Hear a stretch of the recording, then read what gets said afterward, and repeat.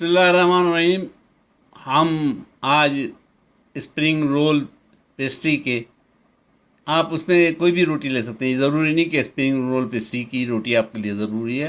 हो सके तो आप है ना समोसों की रोटी भी ले सकते हैं। आप घर में भी रोटी इस तरह की बना सकते हैं और हमारे घरों में बनाई जाती है।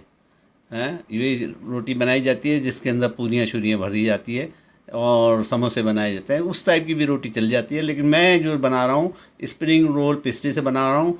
और अरबों के यहाँ एक खाना है बहुत मशहूर है, बकलावा।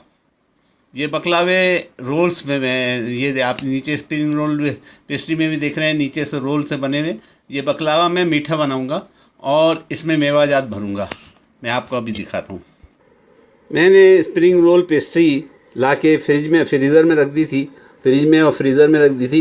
वो अभी निकाली है तो सूख गई है। इसको मैंने अलग अलग तो कर दिया, अलग अलग करने के बाद बिल्कुल पापड़ों की तरह सूख गई। इसकी ट्रिक में ये है, टेक्निक ये है कि पानी में आप थोड़ा सा उसको गीला करेंगे तो वो नरम हो जाएगी। मैं दूसरी ले लेता हूँ, ये क्रैक हो गई। ये मैंने पानी में इसको थोड़ा सा नरम गीला कर दिया तो ये फौरी तौर पे नरम हो जाती है और बिल्कुल ही काम की हो जाती है। जिस तरह के रोटी को हमको चाहिए, नरम रोटी चाहिए, ऐसी हो जाती है। तो ये मैंने नरम कर दिया उसको। एक तो ट्रिक आपको ये बता दी कि कभी भी रोटी आपकी जो है समोसे की रोटी या बकलावे की रोटी या स्प्रिंग रोल की रोटी अगर कड़क हो जाए तो उसको पानी लगाने से नरम हो जाती है। दूसरी इम्पॉर्टेंट बात ये है कि मैंने तमाम फ्रूट लिए हैं, ड्राई फ्रूट्स में ये देखिए, ये मेरे पास खोपरा है। किधर गया मेरा खोपरा? ये खोपरा है, ये किसा हुआ खोपरा पाउडर लिया है। और ये तिल है, और ये जनाब मुनक्के हैं, और ये जनाब आपकी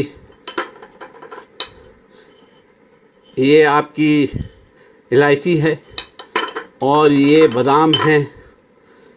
आप नोट करते जाइए। और ये दालचीनी है। अभी मैं बताता हूँ दालचीनी का क्या काम है और लौंग का क्या काम है। ये लौंगे हैं। और ये मेरा, अगर आपका दिल करे तो कलौंजी है। और ये मेरी किशमिश है। आपको जितने ड्राई फ्रूट्स आपके पास अवेलेबल हों या घर में हों या आप ला सकते हैं आसानी से, तो ले लीजिए। उनको लेने के बाद सबको मैंने थोड़े थोड़े तमाम ड्राई फ्रूट्स मैंने हमाम दस्ते में डाले। ये मेरा हमाम दस्ता है। इसके अंदर मैंने क्रश कर दिया इसको। आपने पीसना बहुत ज़्यादा नहीं है, क्रश करना है। आप थोड़ा सा बटर या ऑयल अपने जिस पे आप काम कर रहे हैं, बोर्ड पे या आपके टेबल पे, जिस पे भी आप खाना पकाते हैं, या आपके जो किचन के अंदर मार्बल होता है उसके ऊपर, तो इस तरह लगाइए। या आपके पोलपाट पे ये इस तरह लगा लीजिए ताकि जो हम पेस्ट्री इसके ऊपर रखेंगे वो उसको चुपके नहीं। मैंने वो गीली वाली पेस्ट्री इसके ऊपर रखूँगा। मैंने गीली वाली पेस्ट्री अपने बोर्ड पे बिछा दी है। और ये मेरा लई बनी हुई है थोड़ी सी। ये लई मैंने ब्रश में लगाने के बाद इसके किनारों पे लगा दी। सिर्फ किनारों पे लगाएंगे जिस तरह, और इधर और इधर और इधर, और सेंटर में भी लगाएंगे क्योंकि मैं इसके छोटे टुकड़े करूँगा।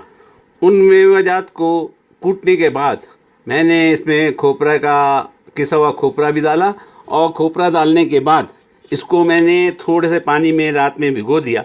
यानी इतना पानी डालें कि पानी ओवर नहीं हो, ज़्यादा नहीं हो, पिचा नहीं हो, और इसको आप भिगो दें तो ये इस मटेरियल जो है हमारे मेवाजात का वो इस शक्ल में आ जाएगा।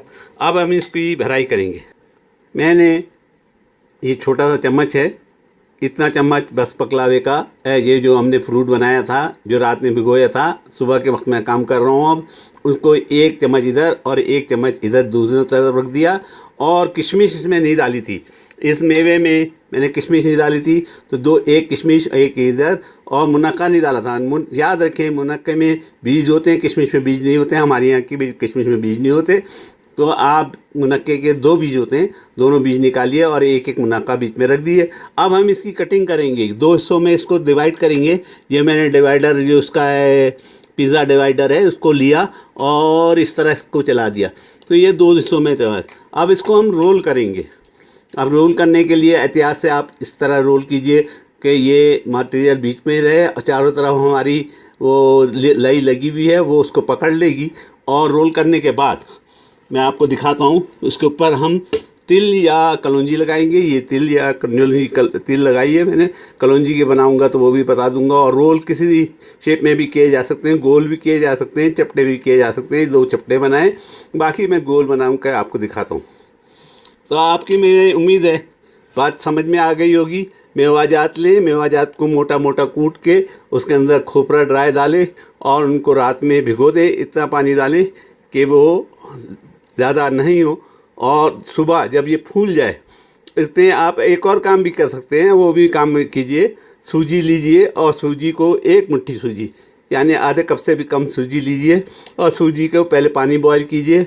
और पानी बॉयल होते ही आप सूजी को चूल्हे को बंद कर दीजिए, सूजी को अंदर डाल दीजिए उस बर्तन में और उसको ढक दीजिए और मेवाजात को पानी डाल के छोड़ दीजिए। सुबह जब हो तो सूजी और मेवाजात को मिला लें।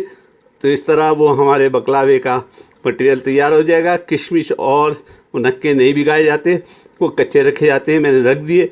और पेस्ट्री के बारे में मैंने बता दिया कि अगर वो ड्राई हो गई है तो उसको पानी में गीला करें और उसको बिछाएं।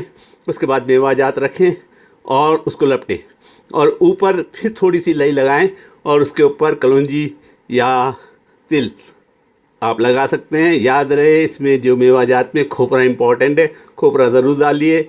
इलायची और ज़ाफ़रान, थोड़ी थोड़ी सी चुटकी भर ज़ाफ़रान यानी 3 4 5 डंडियाँ ज़ाफ़रान की, इलायची 8 से 10, उनको खूब कूट के उनको मिलाइए और मेवाजात में, और इससे खुशबू आएगी। और तेल लगाने के बाद ये पफ पेस्ट्री को बिछाइए और फिर उसके पे आप बकलावे बनाइए।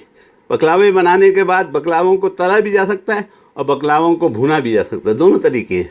आप चाहें तो तल लें तो बेहतर है, जल्दी जल्दी हो जाते हैं। भुनने में ये है कि उसे टाइम देना पड़ता है और डर रहता है कि वो जल ना जाए, ये वगैरह वगैरह। अब मैंने बकलावे को ये हमारे जो ड्राई फ्रूट को जो मटेरियल बनाया था वो भरने के बाद आधी प्लस पफ पेस्ट्री के अंदर उसको भर दिया। भरने के बाद इसके किनारों पे मैं इस तरह इसको दबाऊंगा तो ये डिज़ाइन भी बन जाएगा और ये चिपक भी जाएंगे। दोनों तरफ दबाइए और फिर थोड़ा सा तिल डालिए। तिल डालूं और उसके तिल के लिए भी ज़रूरी है कि आप थोड़ी सी लई या पानी उसके ऊपर लगाएं ताकि वो चिपक जाए। ये मैंने लई उंगली से लगा दी, इसके ऊपर थोड़ी सी लगानी है, बिल्कुल बारीक सी। और इसको उठा के एहतियात से आपको तिल पे ले जाना है और ये आप तिल पे ले गए और इसको दबा दिया इस तरह करके, तो ये तिल जितनी चिपक सकती थी चिपक गई। अगर आप कलौंजी लगाना चाहते हैं तो वेल एंड गुड, कलौंजी भी लगा सकते हैं। तो बकलावे इस तरह तैयार हो जाएंगे। फिर हम इसको फ्राई करेंगे और मैं आपको दिखाऊंगा। एक परत में, जो मेरे पास परत है छोटी सी, ये 6 इंच तकरीबन स्क्वायर की ये परत में, इस परत में इसका साइज़ मैं आपको दिखा देता हूँ। ये इस साइज़ की परत है, तकरीबन 6 इंच चौड़ी और 6 इंच। उसमें मैंने 2 बनाए हैं बकलावे और एक, अब मैं इसमें एक पे कलौंजी लगा के आपको दिखाता हूँ। कलौंजी लगा दी मैंने, कलौंजी लगा दी है। दूसरी तरफ मैं तिल चाहे तो तिल भी लगा सकता हूँ, दोनों चीज़ें भी लग सकती हैं, जो भी आपको पसंद हो कीजिए। कलौंजी अक्सरीर है और बीमारी का इलाज भी है। थोड़ा सा और मैं लई इस पे लगा रहा हूँ ताकि ये कलौंजी अच्छी तरह चिपक जाए और मेरे तेल को ख़राब ना करे। मैं आपको 4 बकलावे सिर्फ टेस्टिंग के तौर पे आपको दिखा दूंगा, आपको सैंपल के तौर पे दिखा दूंगा, बाकी मैं बाद में तैयार करूंगा। पहले वाला जो है जिसके ऊपर तिल और कलौंजी लगाई वो मैं डालता हूँ। मैंने फ्राइंग ऑयल गरम किया और मीडियम हीट पे होना चाहिए, ये हाई हीट पे है। अब मैंने इसको हीट को लो कर दिया और बकलावे को इसके अंदर डाल दिया। दूसरा मैं तिल वाला डालता हूँ। इसको कैसे भी फोल्ड कर सकते हैं, गोल भी फोल्ड कर सकते हैं। ये मैंने तिल वाला भी डाल दिया और एक और डालता हूँ आपको दिखाने के लिए। आप इसका शेप खूबसूरत से खूबसूरत नहीं बना सकते हैं, मैंने जल्दी में किए ताकि आपको नज़र आ जाए, आपको दिखा सकूँ। ये 3 डाल दिए और चौथा भी डालता हूँ। याद रखिए बकलावा जिस प्लेट में रखा था मैंने इसमें ऊपर बटर लगा दिया या तेल लगा दे ताकि वो बकलावे उस पर चिपके नहीं, तो वो अल्हम्दुलिल्लाह चिपके नहीं। हाँ, तिल ज़्यादा लगाएंगे तो जलेगा, तो तिल भी कम लगाइए और कम से कम कलौंजी लगाइए जिस तरह ये निकल रहे हैं इस तरह निकलेंगे, ज़्यादा नहीं, थोड़ा थोड़ा निकले तो कोई हर्ज नहीं। हम इस तेल को फिर छान लेंगे। ये देखिए खूबसूरत बन गए और तले जा रहे हैं ज़बरदस्त, खाने में बहुत टेस्टी है। ज़ाफ़रान पड़ी है। हाँ, आपको एक बात बताना मैं भूल गया था, वो बता देता हूँ। जब आप का मटेरियल सुबह तैयार हो जाए ड्राई फ्रूट का, तो उसमें मैंने बताया था कि सूजी के लिए पानी गर्म कीजिए और आधा कप सूजी डालिए। आधा कप सूजी डाल के उसको ढकना लगा दीजिए, चूल्हा बंद कर दीजिए और उसको छोड़ दीजिए। वो फूल जाएगी, सूजी फूल जाएगी और फूलने के बाद उसको उस बनाए हुए मेवाजात के अंदर मिक्स कर दीजिए और उसको अंदर आधा कप या आप है ना ड्राई मिल्क डाल के उसको मटेरियल को मिलाएंगे। याद रहे, ड्राई मिल्क भूलिएगा नहीं और सूजी भी भूलिएगा नहीं। और मेवाजात को मोटा मोटा कूटा होना चाहिए ताकि वो दांतों में आए तो उसका टेस्ट आए। ये हमारे बकलावे तैयार हो गए, ज़बरदस्त बने। इस पर देखिए लाली कैसे खूबसूरती से आई है और ये तल लिए तकरीबन हो गए। तो ये सऊदी अरब में वो इसके ऊपर शीरा डालते हैं। हम ज़्यादा मीठा नहीं खा सकते, इसलिए मैं शीरा इसके ऊपर नहीं डालूँगा। ऑलरेडी उसमें मैंने मेवाजात में शक्कर डाली थी। आप चाहें तो हनी डालें, चाहे शक्कर डालें, तो शक्कर डाल दी थी और जब भिगोने से पहले रात में ही डाल दी थी। मैं इसकी इंशाल्लाह रेसिपी डिटेल से लिखूँगा, मैं इंशाल्लाह ताला आपको बताऊँगा।